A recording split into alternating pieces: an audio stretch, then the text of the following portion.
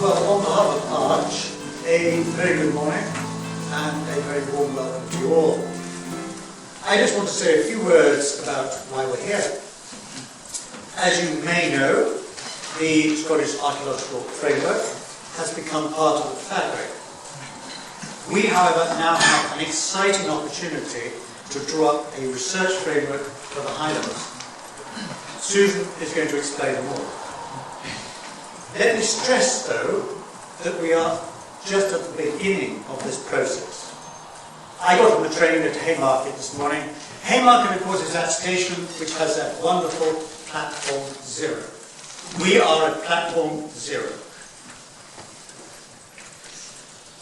It is also a process in which your participation will be crucial. Not only in helping to summarise the current state of knowledge, but also in suggesting directions for the future. Our ambition is to create a document which will become a reference point. A document which will be useful, but also a document which will be accessible across a range of interests. It will not be a constraint, but it will provide context. There are themes which you will easily see are missing from the programme. And there are, as has already been pointed out, opportunities to sort of tell us your views. And finally, just to reiterate that we're here to enjoy ourselves, to be stimulated, and we have a parade of excellent speakers. Thank you. As I said, I'm starting out here just basically trying to continue what Malcolm was saying and to keep you stimulated, to keep you start thinking, to ask questions.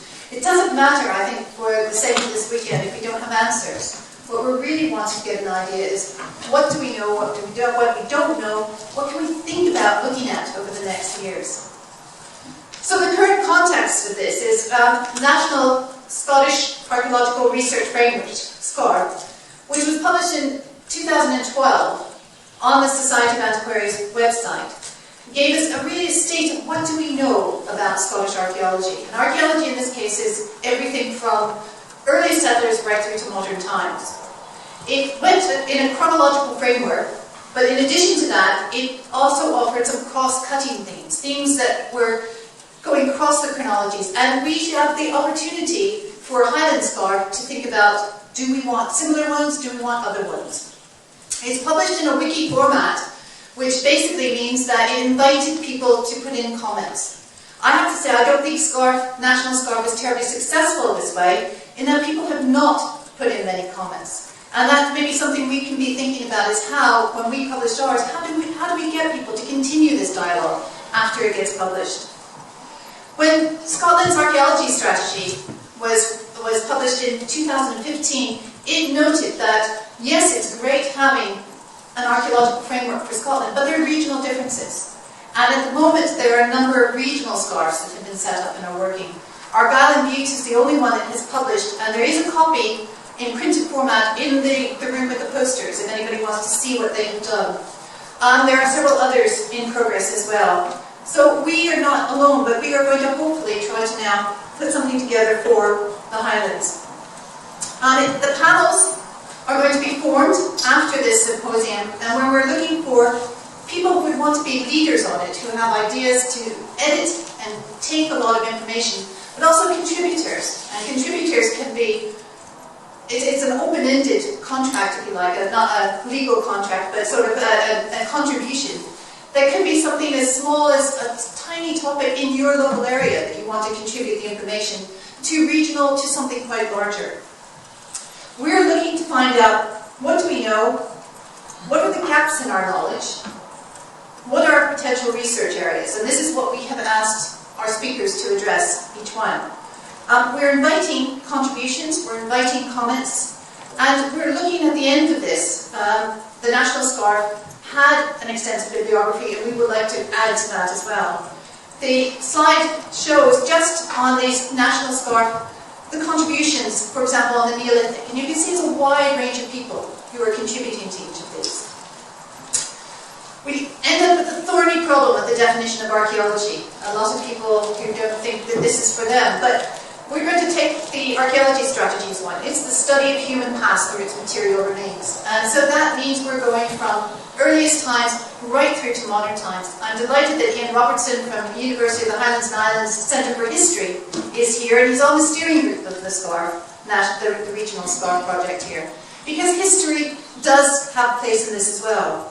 We have tangible heritage, we have also intangible heritage, things like memories and place names to consider. So our Highland Regional SCARP is a 3-year project. Arch, which is Archaeology for Communities in the Highlands, is taking the lead. We have a steering group that's been set up with representatives from museums, from academia, from archaeological units, from community heritage groups, from the Highland Council. The idea of hopefully trying to get as many people involved as possible. Our first year, which pretty much is launching today, will start with this symposium and start with trying to aim for our formation of our panels, but also looking at research. This is our research year. This is our way to try to get our data in order, to try to figure out what we need to find out more about. That will continue in the second year, where we'll also then start the formation of the panel reports and case studies. I'm very much in favour of lots of case studies because we have so much good work that's happened here in the Highlands that often doesn't get promoted, and this is an opportunity to do that. And then in the third year, we'll publish this on the Society of Antiquaries website, which will basically have another Wikipedia type of format available then. The focus, earliest settlers, as I say, to basically yesterday. What's different from the High ARF, as we're starting to call ourselves now, Highlands Regional SCARF, as opposed to the others? I think so far what seems to be our take on this that's different is that we want to involve as many people as possible. This could have gone, and has in other places gone out to a consultant to pull something together who then talks to people. We would like it actually, people in this room, lots of people to get involved. There's endless scope for dissertation topics, both for 1 year and even PhD topics. And I've already written to all the academic departments that I know that work with Scottish archaeology, suggesting this. Museum projects, huge potential on that. The heritage databases are very good for their sites and monuments, even though there's some things that are lacking. They're not very good for objects. And a lot of the Highland museums, of which we have well over 50 regional museums in the Highlands, all have collections and have objects that could contribute to this. There's opportunities for the University of the Third Age, some of their subject groups, to take one of the topics and then feed them into the SCAR. Already the University of the Third Age Archaeology Group for the Skye area has been looking at Iron Age rocks. And they've got a huge amount of information, researching, visiting, photographing. And something like that would be perfect just to feed into ours. And any of us in the audience, if there's something that I know there are a number of people just looking at you who have individual research topics, things that you're, one could say, almost sometimes obsessed with, certainly interested with, that could be used to contribute. And we have excellent photographers in the audience here, taking good pictures of our sites. Things like that is excellent as well. There's scope for everybody.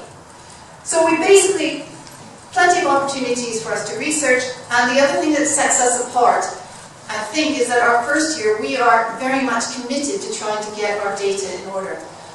The SCAR project has just appointed Grace Bulmer up there, who will be doing a lot of research, who will be helping out, trying to get carbon-14 dates, look at various projects that have been going on, checking out where the additions, the errors, the information in both the ATR and CANMOR need to be looked at. So, for our panels, we'll be using the chronological ones that the National SCARF had, but as I said, in addition, we will maybe choose some others for cross-cutting. We will also perhaps need to subdivide the modern panel, post-medieval archaeology in Scotland, one panel. I mean, it's a huge topic, and sometimes we might actually think about subdividing. The most important point, I think, of this entire talk, of my entire talk, is that first question. Who is this for? What's the point of doing this? And I think my answer to that would be, ideally, I would hope that this would be for everybody. I would hope it would be for people who are looking for academic topics, But I would also hope it's for people who are just interested on their walks and what's happening.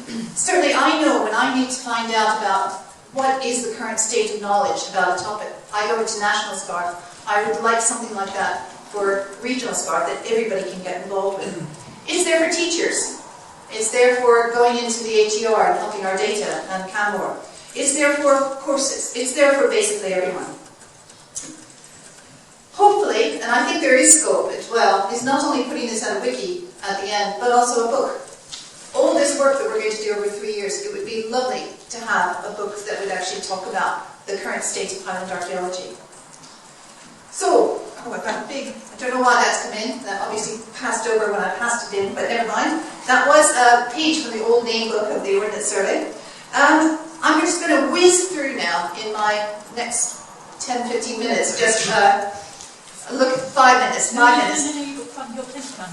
To go through and just give you, just sort of think about all the sources that we can use now to look and try to find out more. This is not an exhaustive list. There's plenty of others, and I encourage you to, both in the discussion and on the boards in the small room, to actually say some of the other ones. Clearly, our heritage databases are one of our main sources, both the Highland HER and also CAMWOR. It will certainly underpin all our work, and as the project continues, this is what we will be updating, so that all the information as we find it will be getting there. We know that our heritage databases need work.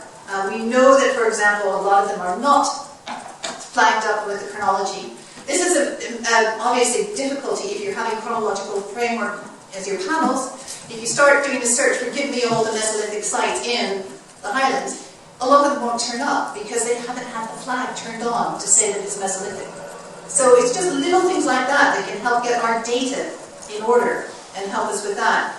Many of our records will have there'll be a walkover survey of an area. We have a record for the event, the walkover survey, but we don't have individual records for the sites that were found there. And this can be for as many as 100 sites for one event. So it's an opportunity for us to tease out a lot of this data. We do know as well that there are mistakes. Some of them just have come in, some of them are the result of knowledge. Plava cairns, originally thought to be Neolithic, and most of the times where we have a flag are often still as Neolithic. So let's change the flag and make those Bronze Age, now that we know that they date to that.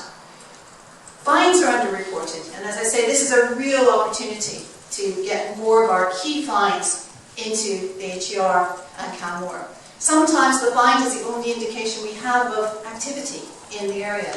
So I think this is an ideal opportunity for museums to get involved, and I've already started speaking to the Highland Museums Forum. Obviously the big one as well, books, journals, articles. There is no single publication on Highland archaeology. The only two, I think, that sort of came close to trying to address this is Joanna Close Brooks's one on the Highlands and my one on the Highland Community Timelines that tried to look at just Highland archaeology. But there's plenty of other books to look at. Just think of your bookshelves at home, the amount of material. There's also lots more to explore. The old PSAS articles that go from the 1800s, some of these antiquarian reports, some of them, we're not sure how much of that has come into our heritage databases, so it'd be good to get those in. And next to states, obviously a number of our states after 1746 were annexed by the government, and surveys and maps were done. So there's a lot of information that is virtually untapped for these large areas of the Highlands. Local heritage societies, and again, Highlands is blessed with a number of them. We have about 100 local heritage societies existing at the moment, many of which have done lots of reports. We have old photographs, we have new photographs, we have huge potential there. The ones on the right that you can see, it's somebody whose grandfather was a photographer around 1900 and has done lots of photographs of the Badenoch and Strathspey area. And I've just paired that below with, unfortunately from the different angle, but the same site. So we've got some that we can compare old with new. We've got various ones in archives. On one on the left is one of my favourite ones from Invergordon, talking about the World War I activity. And it's from a photo album that exists down in Edinburgh of activity there with wartime remains. We've got museums. that have photographic archives. We have communities. Now, the community archives are huge now. A number of them extremely active, and a number of them where they're inviting people to present. And this is another opportunity for us to get those archives to start thinking about old photographs they have, or modern photographs about heritage sites, which will give us a snapshot in time. Dating evidence is obviously crucial to us because we're looking at a chronological framework. So carbon-14 dating, it's regularly published in Discovery and Excavation Scotland. There's information on that, and so that's again something that Grace will be starting to look at as one of her first things, just to make sure that we have all of our dated sites coming in. But there's also a number of carbon-14 dates for projects that Historic Environment Scotland, or Historic Scotland as it was then, have published. And Lisa Brown, who will be with us tomorrow, can talk a bit about that, but we'll have information about going into that. Old reports as well can give us some of the dating. So we do have dating evidence to look at. We also have, not a huge amount, but we do have some dendrochronology dates. And the ones at the bottom are some of the timbers from Castle Street and Inverness. So we do have very firm dating, and there has been more work done on this in recent times. And there is other dating potential here. So this is something obviously we're going to need to look at. Place names is another very good source that we have here in the Highlands, which perhaps was less of an issue in some of the other regional scars or national scars. Certainly the Gaelic place names, we've got English place names, we've got Norse place names. The map on the right is the pit names, the one on the left is a study in this area to try to find Norse names, done by Simon Taylor and Barbara Crawford. So place names is a source of evidence for us to show evidence about settlement, and something we should also be integrating. Maps and plans, another one of my favourites. Clearly there's a huge amount there, and by this I also include aerial photos. The one at the top right, that is one of Jim Bone's many excellent photos that he's taken over the years of sites in the Highlands, and showing a multi-period landscape below, just north of Dingwall. We have historic maps. Our maps, and the one at the bottom left is for Inverness, and that's a pond map, and our pond maps that survive going back to the 1500s. And we have a number of estate maps scattered in a number of different places. So lots of micro information that we can gather and incorporate. We also have, of course, maps that are created by researchers, people who've taken various information and then published their results on a map. The one at the top right is the bird mound distribution. So it gives us ideas about where we can see things. Clearly incomplete, obviously subject to what work has been done, but excellent starting points. And we have a number of historic plans and surveys. A number of these, for example, in Inverness Archive. Inverness Archive here has the Inverness field flood plans and sites that were done, many of them in the late 1800s of sites. So we have a number of archaeological plans that are available as well. Plus other ones that, the picture I've done here is an early one of Craig Baddock, just outside of Inverness. So we have a number of these. We also have the grey literature, or the data structure reports from excavations, from surveys. Data structure reports, most of them should be in Canmore and the HER, but are they? I mean, that's again something the thing when we think key ones, it's worth checking just to make sure a lot of these. Lots of project reports. I mean, NOSAS here is preeminent in the number of surveys they have done throughout the Highlands. And just to make sure that all of these are taken on board and integrated. We have environmental evidence, and I'm not going to speak much about this, partly because I don't know much about this, but also because Scott Timpany, fortunately, is going to be speaking tomorrow and give us some information about this very cross-cutting. Pollen analysis and plant remains. More and more of this has been done in recent times, and it's building us a picture about what's growing when, where it's growing, what even seasonality, we can say. And we're building up microclimate information now. And this is something that really desperately needs to be pulled together for our region. More scientific analysis, zooarchaeology. Again, hopefully Scott will just briefly allude to some of this, but there's plenty of information on that we can take. And this is something, again, the National SCAR has a cross-cutting science panel. So for those of you who don't know, like myself, who don't know a huge amount about this, it's a good starting point. But we've got isotope analysis that gives us evidence of diet. The one I always take, I was saying to Cecily Spall from her talk last year she gave us, was the fact in medieval Port Mahomet that the men got the meat and the women did not. So we have even can do evidence of diet in a social context as well.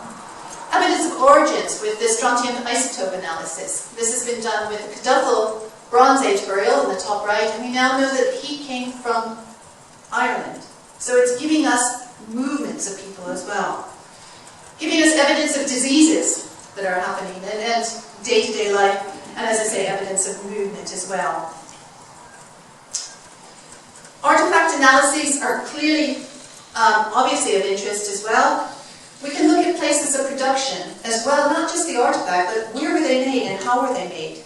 I was involved with the Beats of Clay project with the North Kessigan District Local History Society. And as you can see in the slide there, we went out and tried to source out possible clay sources for Bronze Age molds. And this is Munlucky Bay trying to find, which is probably where the clay came from, for the molds to make the sickles. So we can go right from the very start of an object, for the mold to make it, to the production, to its use, to its deposit, and then sometimes even its reuse.